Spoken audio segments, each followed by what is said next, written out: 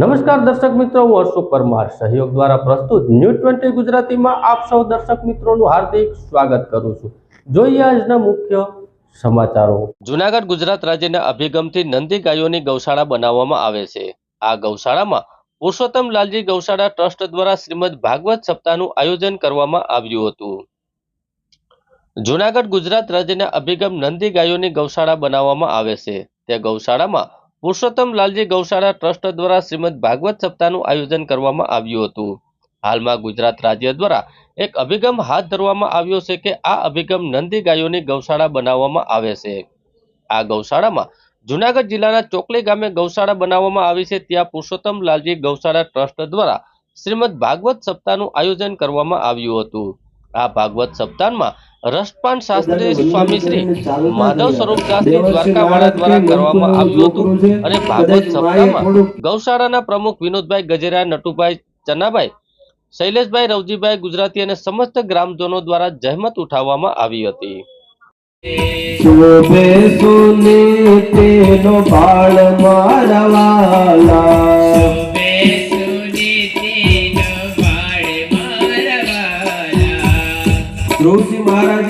ધ્રુવજી મહારાજ ને જોયા દેવર્ષિ નારદ ને ગૌ માતા સામા ભેટિયા રે,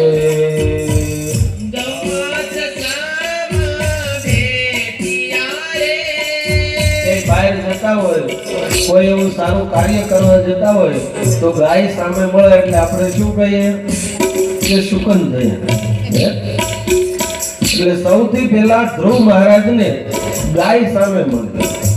માયા કીધેલું કે બેટા કે જતા હોય એને ગાય સામે મળે તો એને શુકન કહેવાય।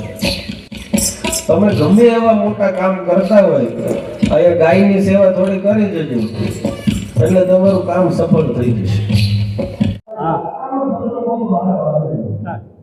પ્રમુખ શ્રી વિનોદભાઈ ગજેરા, શ્રી પુરુષોત્તમ લાલજી ગૌસેવા ટ્રસ્ટ ચોકલીત આયોજિત શ્રીમદ ભાગવત સપ્તાહનું આયોજન કરેલું છે અને વક્તા શ્રી માધવ સ્વામી સ્વરૂપદી રચપાન કરાવે છે અને ગાયોના લાભાર્થે શ્રીમદ ભાગવત આયોજન કરવામાં આવેલું છે અને મુંબઈ, સુરત, અંકલેશ્વર, અમેરિકાવાળાનો સાથ સહકારથી આ આયોજન કરેલું છે અને ગામના તમામ લોકોનું સાથ સહકાર અમને બહુ મળી રહ્યો છે। દર વર્ષે શ્રીમદ ભાગવત સપ્તાહનું આયોજન કરવામાં આવેલું છે। દર વર્ષે જાન્યુઆરી મહિનામાં શ્રીમદ ભાગવત સપ્તાહનું આયોજન કરી છે અને સાથ સહકાર ગામ લોકોનો અને બહારના મહેમાનનો સારો મળે છે અને નંદી ગૌશાળાનું આયોજન પણ સાથે કરેલું છે। એના લાભાર્થે સપ્તાહનું દર વર્ષે અમે જાન્યુઆરી મહિનામાં આયોજન કરવામાં આવેલું છે। હું જયેશ લક્ષ્મણભાઈ સંચરેસા, હાલ મુંબઈ પણ ચોકલી વતન છે મારું અને શ્રી ગુજરાત ગવર્મેન્ટ સરકારના આયોજન જે નંદી લોકો જે રખડે છે, રેડિયાર છે, જેનું કોઈ છે નહીં, એના અનુગમથી અમે અમારું ગામ ચોકલી એ મોખરે છે અને એના માટે અમે અલગથી એક નંદી ઘર બનાવ્યું છે જેને નંદી શાળા અમે કહીએ છીએ।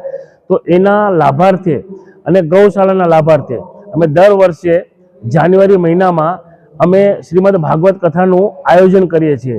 તો એમાં અનેક રૂપે અમને સેવાનો લાભ મળે છે અનેક જગ્યાએથી અને અમારા ગામમાં રહેતા જે પણ બધા વતનીઓ છે, જે ગામમાં જન્મેલા છે, આજની તારીખમાં બધા 12 ગામ છે, જેમ મુંબઈ છે, સુરત છે, અંકલેશ્વર છે, અમદાવાદ છે, બરોડા છે, રાજકોટ છે, જેતપુર છે, એ તમામ બધા વતનીઓ છે, અમેરિકા છે, તો બધાનો અમને સાથ અને સહકાર મળી રહ્યો છે અને જે એ લોકોના તરફથી પણ બીજાને ત્યાંથી જે યોગદાન પ્રાપ્ત થવાનું હોય એ લોકો પણ એ કોશિશ કરે છે કે આપણા ગામમાં જેમ બને જેમ ફાળો કે સેવા આપણે થઈ શકીએ કે આપણી ગૌશાળાનું વધારે આપણે નિર્માણ કરી શકીએ છીએ અને એને હિસાબે અમારી ગૌશાળાનું અમે ધીરે ધીરે આખું નિર્માણ કર્યું છે। નંદીઘર આખું અલગથી છે, ગૌશાળા આખી અલગથી છે અને બધાનો સાથ અને સહકાર છે।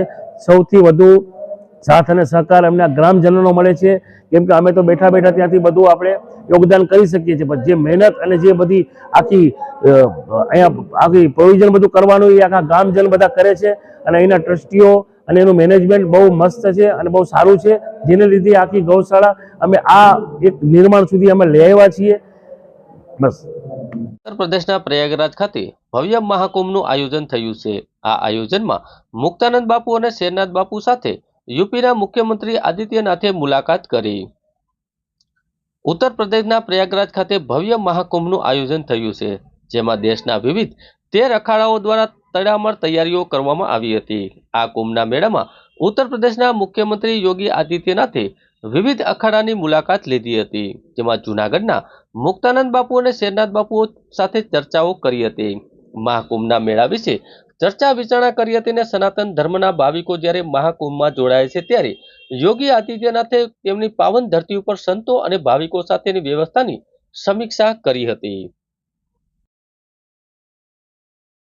જૂનાગઢ જિલ્લા જેલ ખાતે જેલ કર્મીઓ દ્વારા કેદીને માર માર્યા હોવાનો આક્ષેપ સામે આવ્યો છે.